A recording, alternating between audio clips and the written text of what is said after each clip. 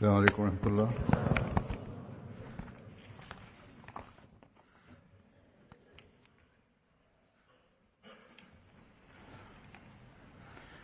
أشهد أن لا إله إلا الله وحده لا شريك له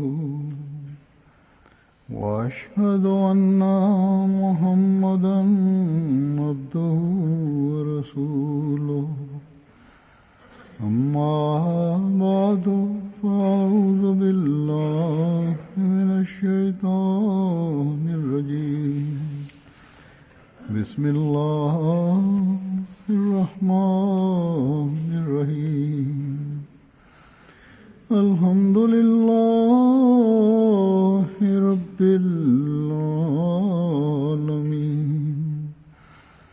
الرحمن الرحيم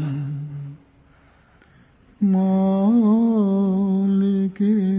يوم الدين إياك نعبد وإياك نستعين اهدنا الصراط المستقيم صراط الذين أنعمت عليهم غير المغضوب عليهم ولا الضالين. Sot do t'ju përshtroj disa nga fjalët dhe shkrimet e Mesihut të premtuar alayhis salam, në të cilat ai rrëfen ngjarje që tregojnë pranimin e lutjeve. Aty përpos ngjarjeve përmenden edhe shenja dhe mbështetje për Zotin të lartësuar. Ai këshillon edhe se ai është për Zotit, prandaj çdo mirësi tashmë lidhet me të. Sipas tij progresi i këtij xhamati është dekretuar për Zotit. Prandaj mbarvajtja e njerëzimit qëndron në pranimin e këtij fakti. Duke përmendur letrën e Nevab Ali Muhammad Khan sahibit prej Ludhianas, ai shkruan: Njëherë Nevab Ali Muhammad Khan sahibi nga Ludhiana më shkroi një letër duke njoftuar ndërprerjen e disa punëve të tij dhe më kërkoi të lutesha për rihapjen dhe rifillimin e tyre. Pra, kishte disa ngërçe në tregti. Mëte, Mesihu premtuar Islam thot: pasi që bëra lutje, Zoti më shpalli se do të hapen. Kështu që edhe unë i njoftova. Nuk kaluan as 3 apo 4 ditë se u rihapën punët, pra u sheshuan pengesat në tregti. Pastaj ai u bind thellësisht, pra ati ju forcua akoma më shumë besim në Mesihun e premtuar alayhis salam. Në një rast tjetër, ai më nisi një letër për disa çështje personale. Momentin që ai kishte dorëzuar atë letër në postë, Zoti më bëri shpallje se do të merresha një letër me përmbajtje të këtill prej tij. Unë më njëherë ja nisa një letër tjetër, në të cilën përveç të tjerave shkrova se ai do të niste një letër drejtuar mua me përmbajtje të tillë. Të nesërmen mora letër prej tij, ndërsa ai mori letrën time. Ai mbeti me gojë hapur se si kisha mësuar të fshehtën e tij, sepse ajo që ishte mbajtur plotësisht në fshehtësi për të gjithë.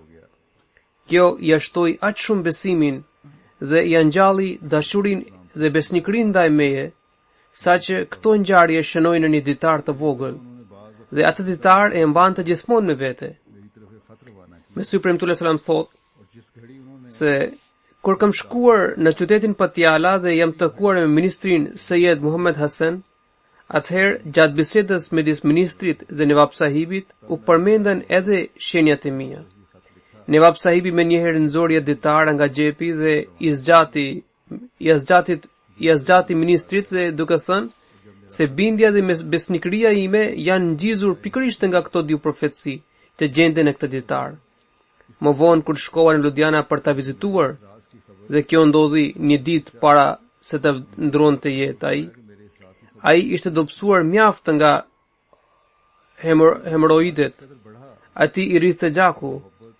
Por po në këtë gjendje ai u ngrit në këmbë dhe solli ditar. Më tha se ky ditar ishte shumë i dashur për të dhe sa herë që ai shoh gjej qetësi. Pastaj ai më tregoi ato faqe ku kishte shkruar këto ngjarje. Në mesnat ai ndroi jetë. Mesih premtues selam aty thot se ai beson se ky ditar që mbante këto rrëfime mund të gjende edhe sot në bibliotekën e tij.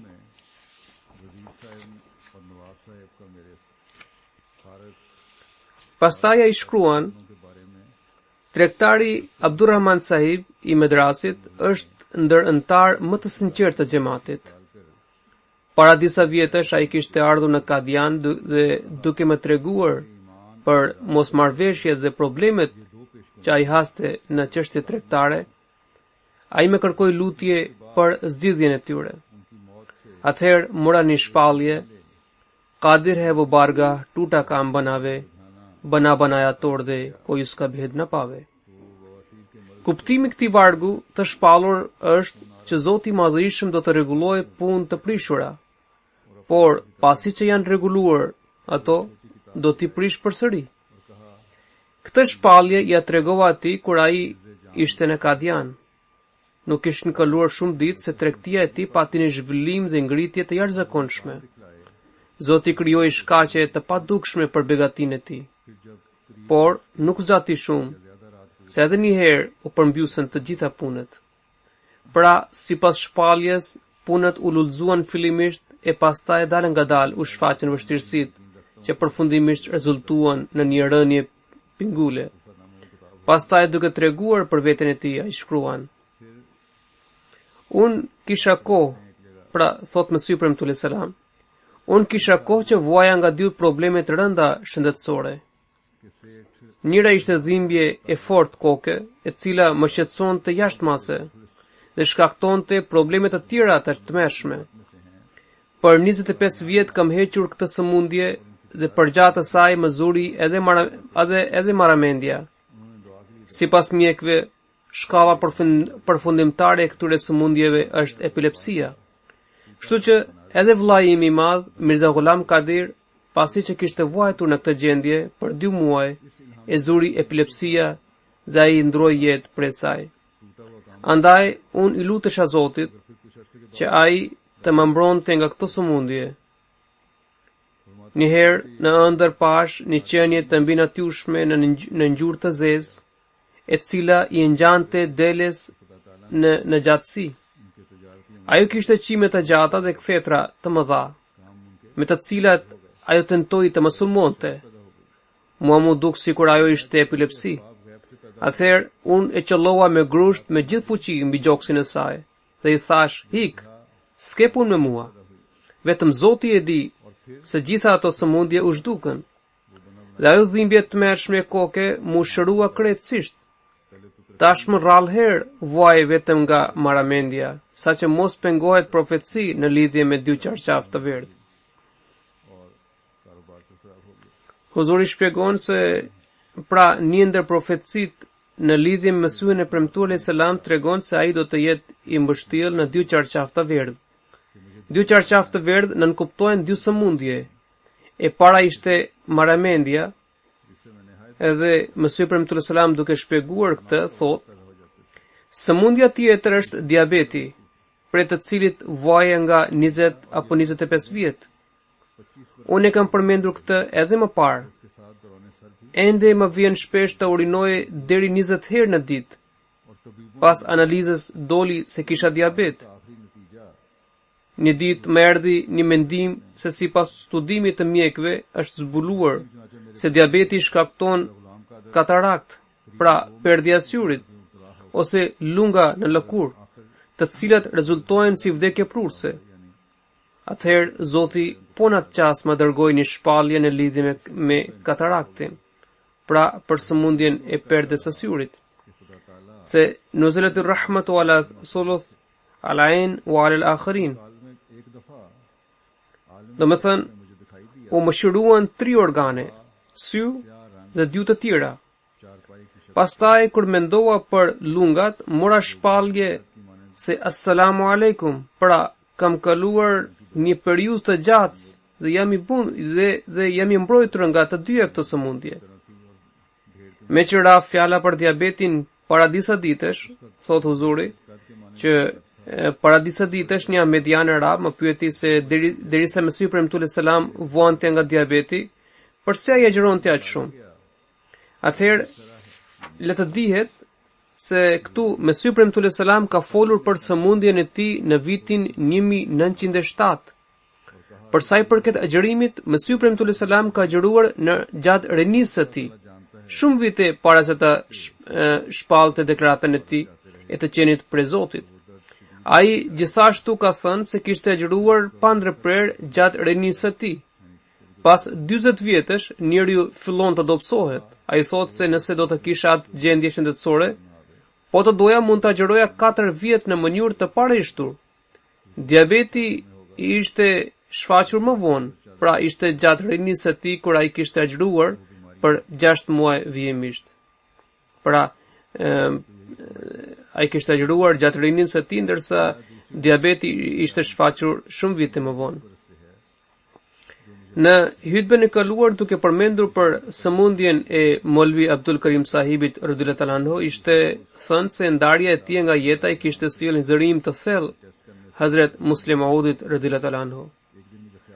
Dhe gjatë kësaj sëmundje edhe Mesihu premtuar selam lutej për të. Ai duke cituar një shpallje të tij lidhur me këtë thotë: vitin e kaluar, pra me 11 tetor 1905, një shok yuni i sinqert, Molvi Abdul Karim Sahibi rahmet pas, kishte ndruar jetë pikërisht nga kjo sëmundje, pra nga lungat në lëkur.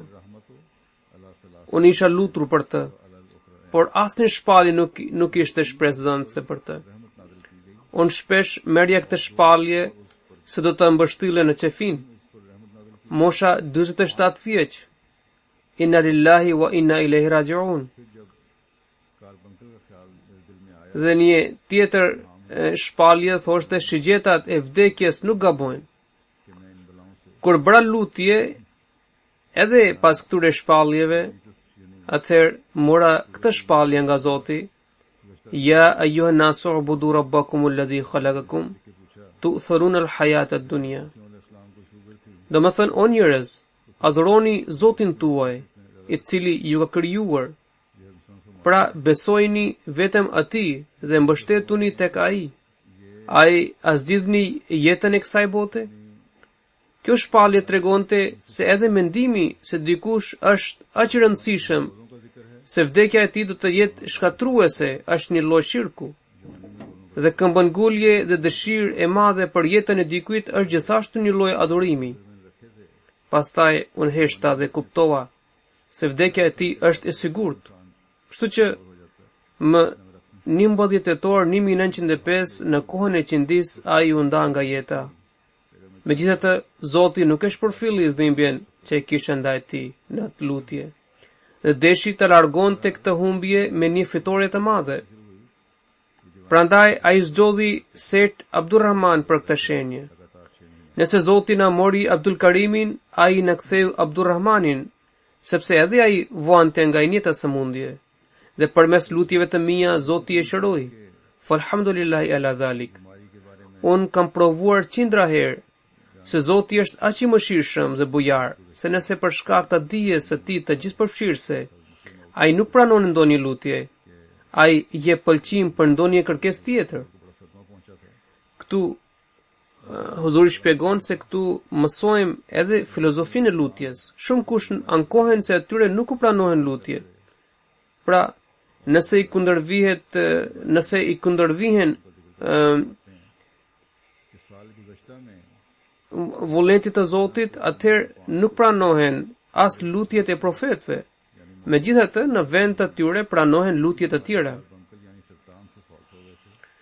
Ai thot, pra Mesihu premtuar selam thot, nëse nuk e pranon ndonjë lutje të saktuar, në vend të saj pranon lutje tjetër, siç ai ka thënë në Kur'an: Ma nansakh min ayatin aw nunsiha na'ti bi khairin minha aw mithliha.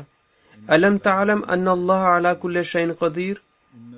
Do më thënë, ne nuk e shfuqizojmë asnjë shenje apo i lëm të harrohet, apo e lëm të harrohet, përveç se ne sjellim një shenjë tjetër, më të mirë apo të ngjashme me atë.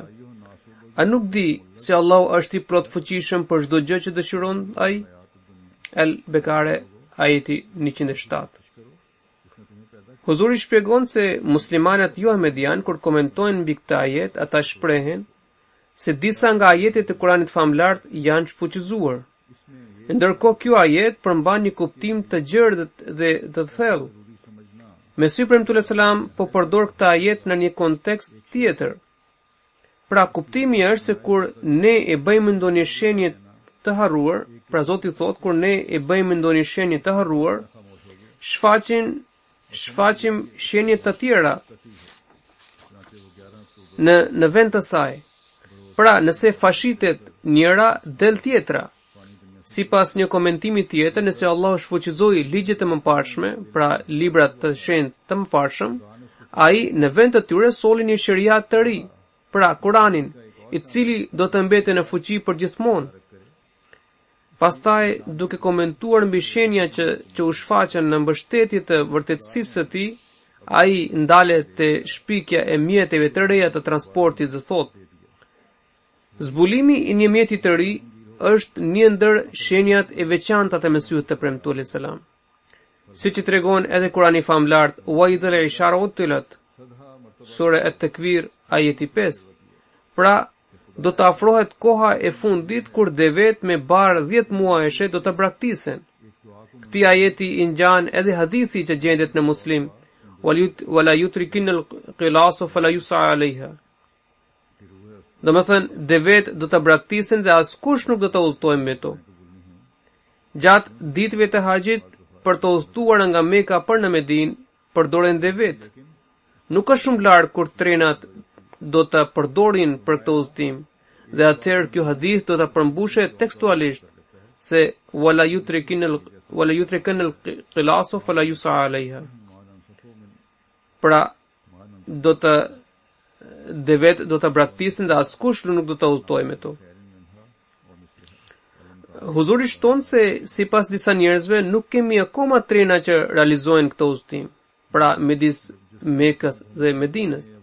Atëherë le ta dinë se një projekt i tillë është në realizim e sipër. Mendohet se deri në fund të vitit 2015 qytetet Meka dhe Medina do të lidhen me anë të linjes hekurudhore me shpejtësi. Pra, disa herë Zoti përmbush edhe fjalat që shprehin të dërguarit e tij, edhe pse kjo gjithmonë nuk ndodh me njëherë dhe duhet pak kohë që të përmbushin ato, edhe fizikisht. Megjithatë, me shpikjen e mjeteve moderne të transportit, siç janë autovetura apo autobusa, u braktisen mjeteve tradicionale siç ishin devet. Por, siç Mesihu premtuar selam kishte thënë atëherë, sot kjo profeci po përmbushet edhe një herë me ndërtimin e linjes hekurudhore midis Mekës dhe Medinës. Mesihu premtuar selam kishte bërë një lutje kundër një armiku të Islamit, i cili përdorte një gjuhë të folliqur, plot urrëtie ndaj fesë sonë. Kur ai merr përgjigje prej Zotit për përfundimin e tij, shkruan në këtë mënyrë. Mesihu premtuar selam thotë: profecia rreth deputetit Abdullah Athem është përmbushur qartësisht. Në të vërtetë ishin dy profeci. E para, se Zoti do t'ie merrte shpirtin brenda një periudhe 15 muajsh. E dyta, nëse ai heq dorën nga gjuha e tij,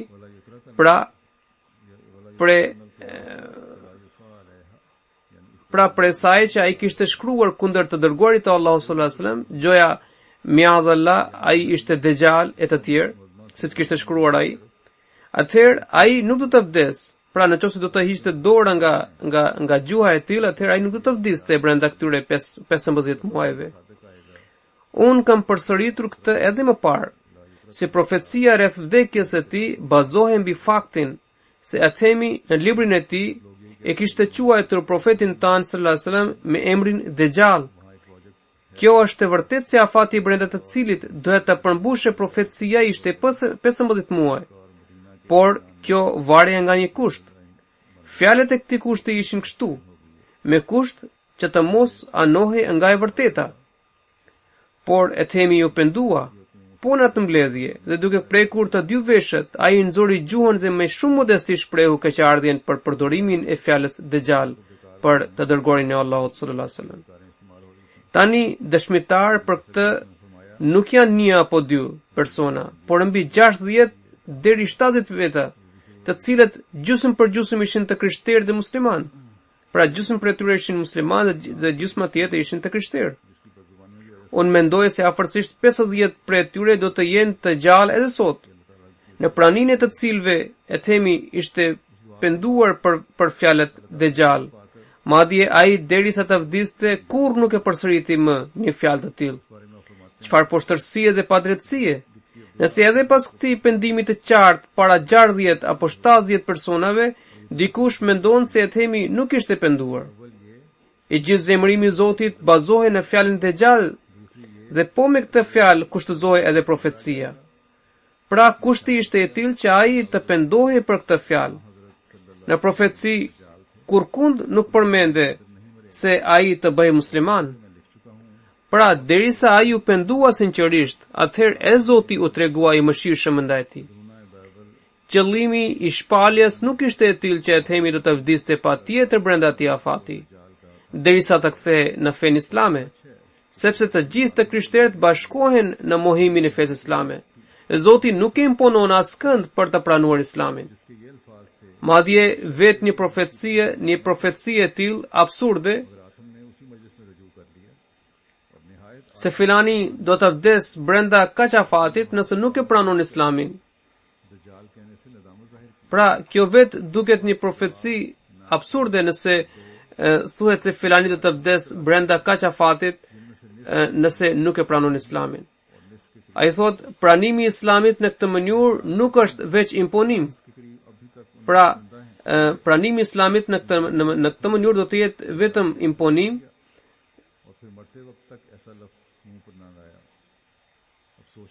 Pra, ai thot, bota është mbushur me njerëz që mohojnë islamin, dhe vetëm mohimi i islamit nuk shkakton ndëshkim për ta në këtë botë.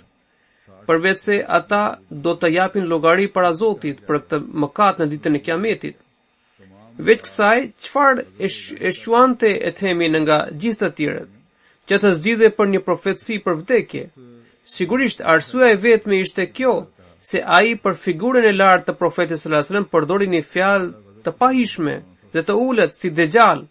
Pra, derisa ai shprehu keqardhje dhe u pendua para një mori njerëzish, shumica prej të cilëve ishin personalitete fisnike dhe të nderuara të shoqërisë, madje u përgjërua para Zotit me ngashërim, atëherë meritoi mëshirën e Zotit. Por aq sa të vonohe vdekja e tij. Megjithatë, si nuk u përmbush kjo profeci, derisa ai vdiq brenda jetësimi, aq më tepër ky debat që shërbente si një përballje në lutje përfundoi me vdekjen e tij dhe u vërtetua se cila palë ishte gënjeshtar. Me të vërtetë kjo profeci u përmbush dhe u vërtetua palën asnjë dyshim. Të mallkuara qofshin ato zemra që ende guxohen të shpifin akuza ndaj shenjave aq të qarta të Zotit. Mesih premtuesëm thot, nëse ata dëshirojnë, unë mund të paraqes afërsisht 40 persona, të cilët mund të dëshmojnë për pendimin e themit. Kjo ishte arsyeja pse e themi nuk deshi të betohe, edhe pse të krishterët madje vetë Isa alayhis salam ishte betuar. Pra është traditë e krishtere për të betuar, ndërsa e themi mohoi për të bërë një betim të tillë. Ai thot, tashmë nuk kam nevojë të zgjas këtë diskutim. E themi nuk është më, dhe kanë kaluar më shumë se 11 vjet për vdekjen e tij. Pastaj Mesih premtues selam thot, ka shkruar këtë në librin e tij Hakikatul Wahi. Pastaj duke shpjeguar se bekimet e Kuranit famlart janë për te fuqisë njerëzore dhe që ai me anë të shenjave të qarta udhëron besimtarëve njohje të vërtetë dhe që ai shfaq mrekulli të habitshme, ai shkruan: Unë nuk i parashtroj bekimet e Kuranit si përralla apo tregime. Përkundrazi i nxjerr na pa ato çuditëra dhe mrekullira, të cilat më janë shfaqur edhe mua. Nëse numërohen, atëherë të gjitha këto mrekullit janë mbi 100.000, madje më shumë se kaq. Zoti ka premtuar në Kur'an se njeriu që i nënshtrohet këtij libri dhe i beson mrekullitë e tij, edhe atij do t'i jepen mrekulli të ngjashme. Kështu që unë personalisht vetëm nëpërmjet ndikimit të fjalës së Zotit kam parë shenjat që janë për te fuqisë njerëzore. Ran tërmete të fuqishme dhe murtaja që përpin njerëzimin. Këto janë vetëm disa nga shenja që Zoti më tregoi. Para 25 vjetësh, kur nuk gjendeshin as gjurmat e këtyre fatkeqësive, pra të tërmeteve apo të murtajas, unë në librin tim Brahine Ahmedia kisha përmendur ato si paralajmërime. Sot këto fatkeqësi kanë ndodhur dhe jo vetëm kaq. Fatkeqësitë që do të shfaqen në të ardhmen do të jenë shumë herë më të llahtarshme se sa këto që janë shfaqur deri tani. Shumë katastrofa akoma nuk kanë goditur dhe shumë epidemi të reja që kurrë nuk janë shfaqur më parë në këtë vend. Ato janë të llahtarshme që të kallin të merrin. Do të shfaqet edhe një lloj murtaje e rrezikshme dhe shkatruese në këtë vend dhe edhe në vende të tjera, e cila do të trondit njerëzimin, ndoshta si vjet apo mot do të godasë një tërmet i fuqishëm duke sjellë pasoja të paimagjinueshme. Huzuri shton që njerëzit jo vetëm se po i largohen Zotit, por ushtrojnë mizori dhe padrejtësi të mëdha në tokë. Dhe kështu veprat e tyre po i nxisin shfaqjen e këtyre fatkeqësive. Allahu na mëshiroft dhe u mundsoft muslimanëve ahmedian që të përkushtohen lutjeve të sinqerta. Allahu na mundsoft të bëjmë të drejtë në vepra dhe sjelljet tona. Amin. Mesih premtues Islam thot, nuk dihet se cili vend do të goditet nga këto katastrofa. Megjithatë, nëse njerëzit i druhen Zotit, atëherë këto fatkeqësi edhe mund të anashkalohen. Zoti është sunduesi i qiejve dhe i tokës. Ai ka fuqi të lëshojë dekrete apo t'i anullojë ato. Por, si duket, nuk ka asnjë shpresë se njerëzit do t'i friksohen Zotit. Zemrat e tyre janë ashpërsuar aq shumë, saqë nuk kam asnjë shpresë se do të alarmohen nga këto paralajmërime. Përkundrazi, druhem se ata do të tallen me to. Dhe jo vetëm që vendet që nuk janë muslimane janë vetëm ato që po i largohen Zotit. Prandaj thirrsi pra Mesih premtues selam kur thot që i ndiqni rrugën e drejtë, ai thot që ai do të tallet dhe do të përbuzet dhe njerëzit do të akuzojnë atë duke thënë që ky njeri po përhap panik. Para disa ditësh ishte një lajm që një hoxh që nuk më kujtohet emri i tij nga Pakistani thoshte që këto fjalë që na thuhen që do të vijë Imam Mehdiu, nuk do të vijë asnjëri. Ai as nuk ka lindur dhe as nuk do të lind. Pra, një dikush si Imam Mehdi nuk ka për të ardhur. Edhe ai thoshte që në qoftë se pra duke përbuzur këtë profeci të madhe, thoshte që në qoftë se dikur thotë që Imam Mehdiu ka lindur, atëherë në dar Zoti të vdes sa më shpejt, sepse ne nuk kemi mundësi, nuk kemi durim për të përballuar, për të duruar nga tresat të tjera. Pra këto janë mendimet e tyre që kanë kaluar çdo kufi, çdo cak në poshtërsinë e tyre. Pra pastaj Mesih premtues selam duke u bërë thirrje muslimanëve që të largohen ignorancës dhe të interesohen për të përmirësuar gjendjen e tyre dhe për të tërhequr pëlqimin e Zotit, ai pra Mesih premtullahi sallam thot, ai që njihe si Islam tashme ka pësuar ndryshime. Aty janë bashkuar të gjitha veti të ulta, dhe sinceriteti dhe dëlirësia që përmendeshin në ajetin Mukhlesin Allahuddin janë ngritur në qiell. Sinceriteti tashmë është shuar. Besnikëria, dëlirësia, qiltërësia, dashuria dhe mbështetja te Zoti janë zhdukur krejtësisht.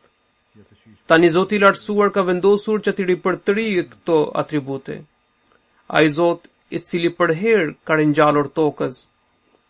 Ai Zot i cili për herë ka ringjallur tokën pas shkatrimit të saj, ka vendosur që të ringjallë atë. Ai ka zgjedhur disa metoda për ta arritur këtë. Në një anë ka dërguar një lajmtar, i cili udhësoret me fjalë të buta dhe i udhëzon ata.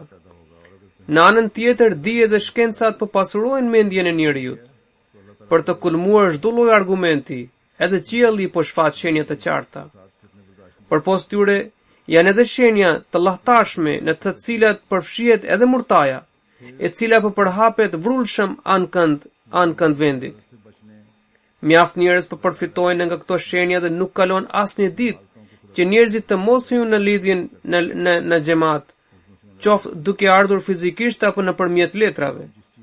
Ndonse immoraliteti, ligësia, patrupësia, liria dhe egoizmi nuk po njohin asnjë kufi, por njerëzit akoma po hyjnë në xhamatin ton. Ata po dalin nga xhiri i po kësaj shoqërie, gjë që tregon se aty ka njerëz të dëlirë. Zoti do t'i shpëtojë ata, do t'i jap mend, ndërsa disa të tjerë do të bien prej të murtajes.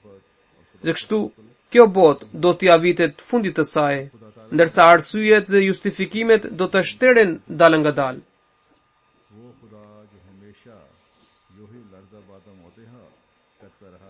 Pastaj ai në një vend tjetër shkruan: Dijeni se s'mund të tregoni asnjë shembull. Dijeni se s'mund të tregoni asnjë shembull të atyre mrekullive apo profecive që Zoti ka shfaqur përmes meje, qoftë në sasi apo në cilësi, edhe pse harxhoni gjithë jetën duke kërkuar një shembull të tillë. Një musliman i ri erdhi te Mesihu premtullahi selam dhe me mjaft guxim i kërkoi ndonjë shenjë duke thënë: "Çfarë shenje keni ju për të vërtetuar se jeni prej Zotit?" Ai ju përgjigj se kushdo të cilit Zoti i zbret shpallje nuk e kundërshton dot atë. Pra kushdo të cilit Zoti i zbret shpallje nuk e kundërshton dot atë, sepse ajo vjen prej Zotit. Kur Zoti i përsakton dikë si reformator, atëherë ai shfaq edhe shenja të jashtëzakonshme në mbështetjen e tij. Kështu që Zoti ka shfaqur shenja të tilla edhe në mbështetjen time, për të cilat i kanë parë qindra mijëra njerëz dhe u janë dëshmitar. Megjithatë, Zoti nuk u ndal vetëm me këto shenja dhe nuk i kufizoi ato, por ai i shfaq ato edhe sot sipas dëshirës së tij. Për një kërkues të sinqert të së vërtetës, këto shenja nuk janë pak. Por nëse shpirti ende nuk i pranon, madje ai sinqerisht kërkon ndonjë shenjë, atëherë unë mund t'i lutem Zotit dhe jam i bindur se Zoti do të shfaqë diçka për të. Por nëse nuk është ashtu, dhe njeriu shpërfil shenja të mëparshme dhe i kujton të pamjaftueshme, atëherë nuk më lind dëshira që t'i kushtoj vëmendje kësaj çështje. Për shfaqjen e shenjave është e rëndësishme që njeriu të përqendrohet në të, e të dëshmojë një dëshirë të fuqishme dhe të sinqertë që të tërheq pranimin e Zotit. Pra, kjo do të thotë që nëse dikush po shpërfil shenja të mëparshme dhe nuk po mundohet t'i kuptojë dhe t'i arsyetojë ato, atëherë nuk do të shfaqet ndonjë shenjë e re për të. Pastaj thotë që kjo angazhim vjen atëherë kur kërkuesi është i sinqertë dhe i dëlirë. Pra, dëshira për të kërkuar shenjë duhet të jetë e sinqertë. Edhe jo vetëm e sinqertë, po edhe duhet të jetë e tillë që të pranojë të vërtetën. Vetëm atëherë shfaqen shenja, përndryshe në qoftë se dikush dëshiron të kërkojë shenja vetëm për të provuar atë, pra deklaruesin, atëherë nuk do të shfaqen shenja. Pastaj thot, le të dihet se shenjat shfaqen vetëm për njerëz të mençur. Ata që nuk kanë asnjë lidhje me urtësi dhe zgjuarsi, për ta nuk shfaqet asnjë shenje, të cilët nuk mund të përfitojnë asgjë nga shenjat e Allahut. Udhëzimi varet plotësisht nga mirësia e Allahut. Nëse dikujt i mungon vullneti i dhënë prej Zotit, dhe Zoti nuk ja shfaq mëshirën, atëherë edhe nëse ai dëshiron mira, edhe nëse ai dëshmon dhe shikon mira dhe mira shenja, ai nuk fiton asnjë dobi për tyre. Pra, derisa ne nuk dim se çfarë ka përfituar ai për shenjave të mëparshme, çfarë shpresë i mbështes tek ai. Pra Mesih premtues sallallahu thot, e përsëris këtë, ai thot, pra derisa ne nuk dim se çfarë ka përfituar ai për shenjave të mëparshme, çfarë shpresë i mbështesim tek ai? Shfaqja e shenjave nuk është në dorën time. Ai thot, shfaqja e shenjave nuk është në dorën time. E ato nuk mund të jenë rezultati i djallëzisë së ndonjë batakqiu të rregjur. Ato bazohen plotësisht në mirësinë dhe vullnetin e Allahut. Andaj ai kur të doj i shfaq dhe kujt i doj sjell dobi. Në lidhje me këto kërkesa që ngrihen sot për shfaqjen e shenjave të reja, Zoti më ka treguar se kjo këmbëngulje e sertë i ngjan sjelljes së Abu Xhelit dhe të shokëve të tij. Çfarë do bie fituan ata? A mund të thot dikush se i dërguari i Allahut sa nuk shfaqi shenja të mjaftueshme? Nëse dikush mendon ashtu, ai menjëherë del nga besimi. Përkundrazi, shenjat të pallogaritshme u shfaqen për profetin sallallahu alajhi wasallam. Por Abu Xheli e të tjerë nuk nxorën asnjë dobi për tyre. Po kështu, shenjat që shfaqen sot janë më së të mjaftueshme për çdo kërkimtar të së vërtetës. Por çfarë mund të presim prej atij që nuk dëshiron të shfutzojë këto prova, madje i injoron me shpërfillje e pastaj shpreson akoma për të tjerat shenja? Ai që nderon dhe poshtron shenjat e Zotit, madje tallet me Zotin. Pra, Mesih premtues sallam në mjaft vende ka përmendur për njerëz që vinin në Kadian. Pra, edhe ardha e tyre ishte një shenjë për Zotit. Pastaj janë mjaft shenje toksore dhe qiellore që janë shfaqur në mbështetjen e Mesihut të premtues sallam.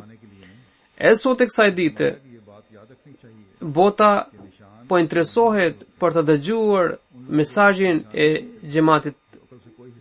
Dhe edhe kjo është një ndër shenjat e Mesihut të premtues sallam, që media ndërkombëtare dhe shtypi ndërkombëtar po interesohet dhe për të dëgjuar mesazhin e këtij xhamati.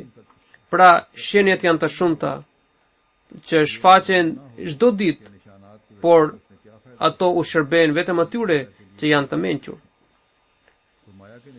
Mesih premtues sallam pastaj në një vend tjetër shkruan: të dini se Zoti i lartësuar kur nuk do të lë xhamatin e tij pa prova dhe dëshmi. Premtimi i tij që gjendet në Brahin e Ahmedia shpall kështu: në botë erdhi një larmues, por bota nuk e pranoi atë. Por Zoti do ta pranojë dhe do të shfaqë vërtetësinë e tij me sulme shumë të ashpra. Ata që më mohuan dhe janë të prirë për të më mohuar, do të pasojnë vetëm poshtërsi dhe disfat. Ata as nuk menduan se po të ishte vetëm mashtrim, kjo me kohë mund të ishte zhdukur, sepse Zoti është armik me gënjeshtarin. Ata mendjelet nuk menduan se kjo qëndres dhe guxim nuk u përket gënjeshtarve. Ata të shastisur nga mendja nuk din se ai që flet me mbështetje nga një burim i padukshëm shquhet për të pasur forcë dhe madhështi në të folur. Vetëm zemra dhe krahërori i tij janë të tillë që ndonë se i vetëm, ai bëhet gati për të ballafaqur krejt botën. Me të vërtetë ju duhet të prisni, sepse po afrohen ditët, madje ato janë shumë afër, kur armiku do të poshtrohet, ndërsa miku do të lumturohet. Kush është miku? Pra ai I cili më pranoi, pa pasur nevojë të shikonte shenja dhe flijoi jetën, pasurinë dhe nderin, ashtu sikur ka parë mira shenja prej meje. Andaj ky është xhamati im, dhe janë të mit ata që më gjetën të vetmuar dhe me përkrahën, më pan të trishtuar dhe më dhanë zemër. E ndonë se ishin të panjohur, ata më respektuan më shumë se sa të njohurit. Allahu I mëshiroft, çfarë lidhje kam unë me të? Çfarë lidhje kam unë me atë? Dhe çfarë shpërblimi pret ai që më pranon, pasi që ka parë shenja dhe e vërteta I ka dalë në pas e ditë me diell? Çfarë pozite do të ketë ai para Zotit? Me të vërtet më kanë pranuar vetëm ata që më pan me shikim të thellë, fjalët më peshuan me larg pamësi, analizuan hollësisht gjendjen time, dëgjuan fjalën time dhe vlerësuan me kujdes. Atëherë edhe Zoti sipas kësaj analogjie u hapi zemrat e tyre dhe ata mu bashkuan. Vetëm ai është me mua I cili për dëshirën time heq dorën nga dëshira e tij. Vetëm ai është me mua I cili për dëshirën time heq dorën nga dëshira e tij personale dhe më konsideron gjykatës në braktisje apo marrje të vetes së tij.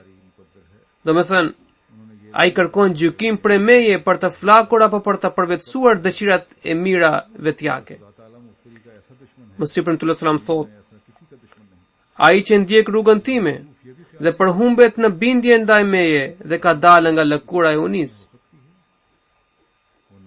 Pra, ai thot, vetëm ai është me mua I cili për dëshirën time heq dorën nga dëshira e tij dhe më konsideron gjykatës në braktisje apo marrje të vetes së tij. Ai që ndjek rrugën time dhe përhumbet në bindje ndaj meje dhe ka dalë nga lëkura e unis. Pra të egoizmit.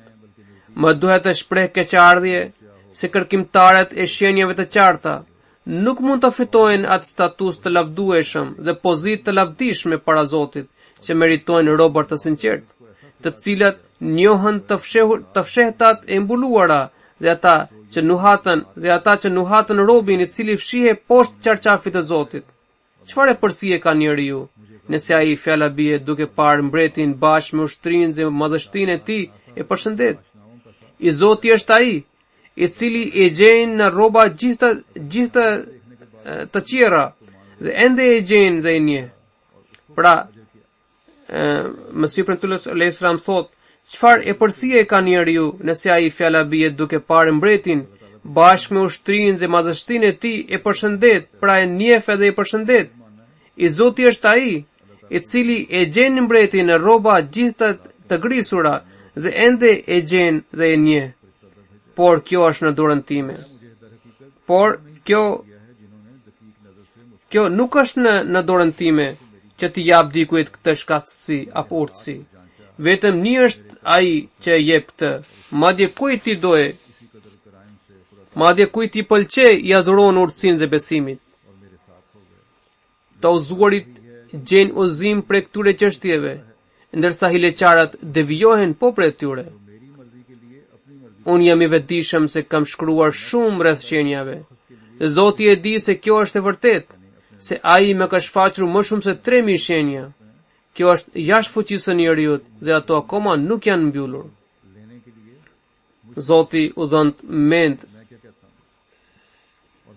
njerëzve të kësaj bote që të kuptojnë këto shenja dhe u mundsoft të mos kërkojnë shenja sipas logjikës apo dëshirës së tyre, por të ndjejnë nevojën e kohës, të dëgjojnë zërin e kohës dhe të shohin gjendjen e kësaj kohe, e cila lyp ardhjen e të dërguarit të Zotit, të reformatorit prej Zotit.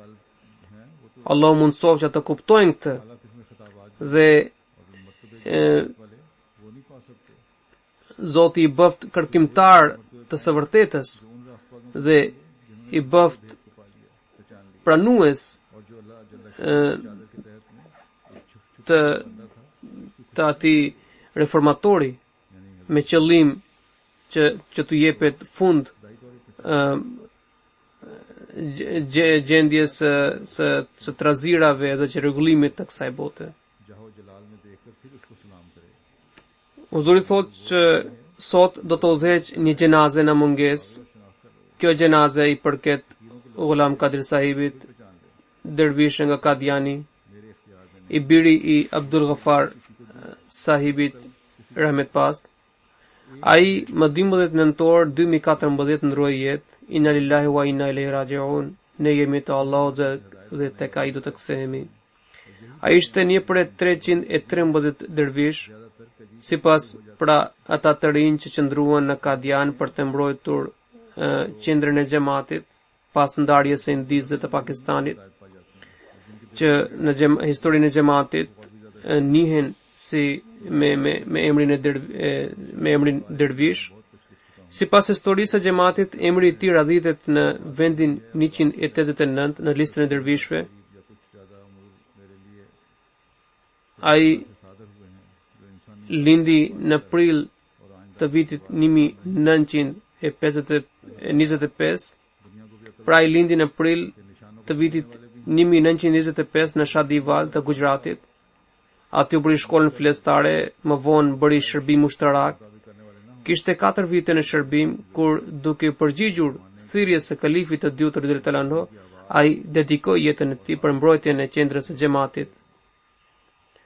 Ai në vitin 1947 shkoi në Qadian për të dedikuar veten në shërbim të mbrojtjes së qendrës së xhamatit. Kishte pasion për të përhapur mesazhin e Islamit, dhe sidomos tek ndjekësit e fesë Sikh. Kishte grumbulluar libra të rrallë dhe referenca të shumta dhe në këtë mënyrë përhapte mesazhin e fesë islame. Kishte paraëndër se do të jetonte për 90 vjet. Ai ishte antar I sistemit të testamentit. Ka lënë pas 3 djemë dhe 5 vajza. Një vajza është e martuar me Zefrullah Punto Sahib, e cili është imam në Indonezi, pra është misionar në Indonezi. Djali I tij ka shkruar se gjatë periudhës së dervishit ai merrte një ndihmë simbolike, por ende duke u marrë me punë të tjera, ai dërgonte para për nënën dhe 3 motrat e tij që jetonin në Pakistan. Kalim Tahir Sahib, misionari jon në Pakistan, shkruan se në vitin 1997 unë shkova në Qadian për të kaluar muajin Ramazanit atje. Edhe duke qëndruar në itikaf, më qelloi të isha afër tij. Pra, ai thotë që çadra ime ishte afër, tenda ime ishte afër tendës së tij në xhami. Gjatë bisedës me ta I kisha shprehur se më pëlqente çaji jeshil I Kashmirit. Pastaj çdo ditë kur I vinte çaji në termos nga shtëpia, ai më jepte mua. Pastaj kur Kalim Tahir Sahibi pasoi një aksident në Pakistan, I ndjeri Ghulam Qadir Sahibi gjatë vizitës së tij në Rabua I erdhi për të takuar. E marrëngjuar thellë, ai më pyeti për gjendjen time, ndërsa lotët po I binin. Ai bënte lutje. Pavarësisht sëmundjes së dobësisë dhe shikimit të dobat, ai shkonte në xhamin Mubarak për të falur namazet dhe thoshte se këtu gjej qetësi. Allahu I lartësoft pozit në xhennet. Përveç tij janë edhe 2 dervish të tjerë, të cilët kishin ndruar jetë para disa muajsh, ndonë se u ishte falur gjenazen në mungesë, por nuk u përmend asgjë rreth tyre. Unë dua t'i përmend diçka edhe rreth jetës së tyre. Kujtoni edhe ata dhe pasardhësit e tyre në lutjet tuaja. Të dervish kanë bërë sakrifica të papërshkrueshme. Kanë kaluar një kohë të gjatë në një skamje të skajshme, në një gjendje të mjerueshme me kushte fare të pamjoftueshme. Por përballë gjithë këtyre vështirësive, ata I përmbushën shkëlqyeshëm detyrën e tyre e të mbrojturit qendrën e xhamatit. Njëri prej këtyre dervishëve është Mirza Muhammad Iqbal Sahib, I biri I Mirza Adem Beg Sahibit. Ai ka ndruar jetë më datën 11 qershor 2014. Inna lillahi wa inna ilaihi raji'un. Gjyshi I tij nga babai Mirza Rasul Beg dhe ai nga nëna Mirza Riaz Beg Sahibi, të dy ishin sahabit të Mesihut e Premtuar selam. Ai ishte një ndër 313 dervish. Për një kohë të gjatë shërbeu në spitalin e xhamatit në Qadian si stomatolog, e pastaj si punonjes në zyrat e xhamatit. Ishte I sinqert. i përkushtuar në ibadete, i shoqërueshëm dhe i dëlir. Ishte gjithnjë i gatshëm në sakrifica financiare, ishte shumë i guximshëm, trim dhe një notar i Zotit. Ishte pjesëtar i sistemit të testamentit. Ai ka lënë pas 4 vajza dhe një djalë. Pastaj Çodri Munzura Maqima ka ndruar jetë më 26 korrik 2014 në moshën 94 vjeçë.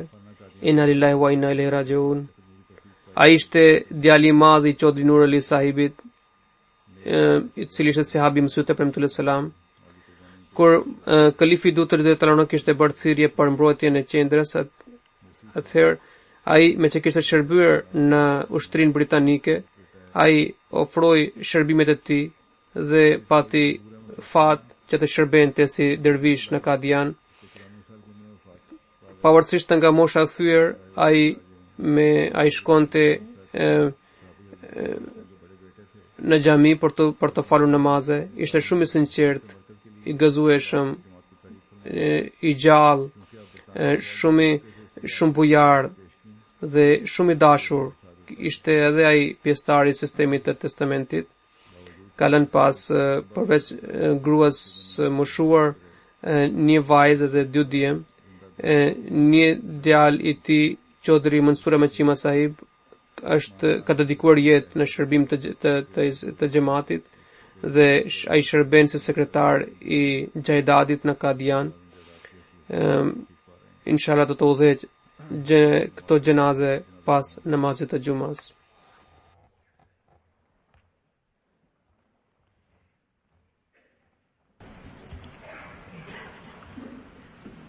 Alhamdulillah nahmaduhu wa nasta'inuhu wa nastaghfiruhu wa nu'minu bihi wa natawakkalu alayhi wa na'udhu billahi min shururi anfusina wa min sayyiati a'malina. من يهده الله فلا مضل له ومن يضلل فلا هادي له ونشهد أن لا إله إلا الله ونشهد أن محمدا عبده ورسوله. عباد الله رحمكم الله إن الله يأمر بالعدل والإحسان وإيتاء ذي القربى وينهى عن الفحشاء والمنكر والبغي يعظكم لعلكم تذكرون. اذكروا الله يذكركم وادعوه يستجب لكم ولذكر الله أكبر.